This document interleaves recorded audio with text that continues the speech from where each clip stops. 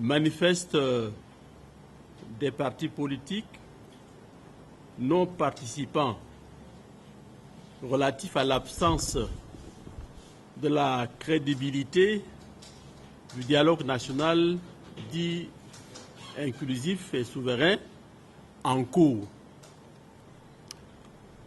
Le dialogue dit national inclusif est déclaré abusivement souverain, qui a commencé le 20 août 2022, a du plomb dans l'aile. S'il décolle et atterrit, puis redécolle et atterrit, c'est dû au cafouillage qui cache mal les vraies intentions et l'agenda qui va avec et qui risque, de toute évidence, entraîner le Tchad dans un cycle de violence aux conséquences imprévisibles. C'est pourquoi nous, PAPJS, UDP et RAJET, tenons par le présent manifeste à rendre public notre point de vue, ainsi que les raisons pour lesquelles nous avions décidé de ne pas participer à ce dialogue.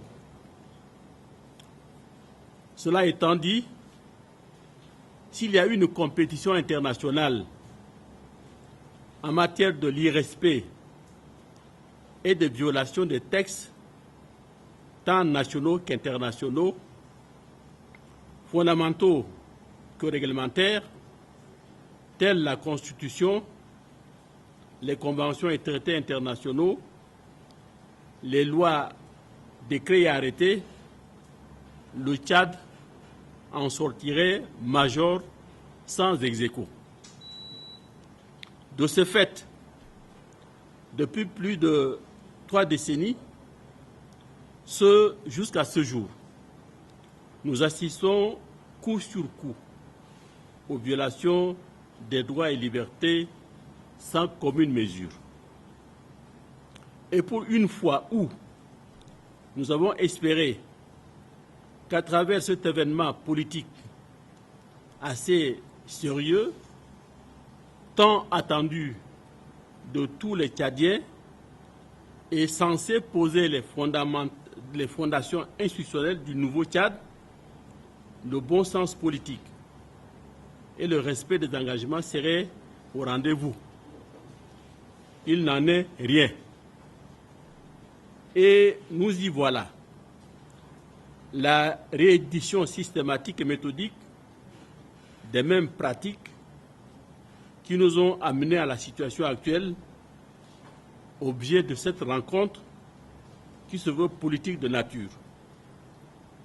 Ceci dit, au-delà de l'aspect théâtral et du forcing, nous relevons ici l'expression achevée des violations insupportables des droits qui affichent combien le dialogue national dit inclusif et souverain n'est rien d'autre qu'un forum pour légitimer un pouvoir qui souffre depuis le 20 avril 2021 de légitimité.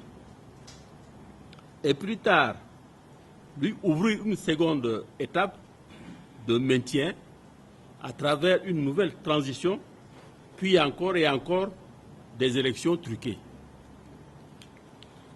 Ainsi donc, dans ce cafouillage savamment urli, peut-on sortir de ce cycle à l'origine de la destruction de l'autorité de l'État, de l'injustice amplifiée, de la confiscation du pouvoir, dont l'absence totale de l'alternance